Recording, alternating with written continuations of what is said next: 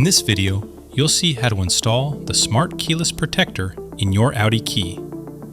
The installation is extremely simple and is compatible with Audi Q4 e-tron from 2021, Audi Q6 e-tron from 2024, and Audi A6 e-tron from 2024. Remove the mechanical key, press the two release tabs, and pull out the battery compartment. Take out the original battery. Inside the kit, you'll find the Smart Keyless Protector chip and a thinner replacement battery designed to fit everything neatly back into place.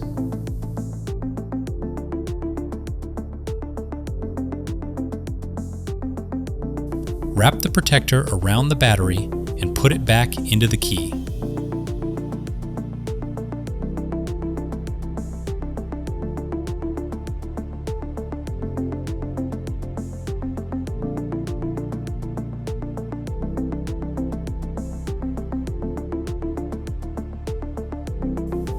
That's it.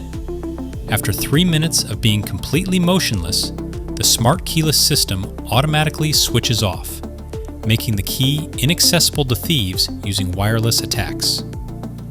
As soon as you move the key, it instantly returns to its normal factory operation.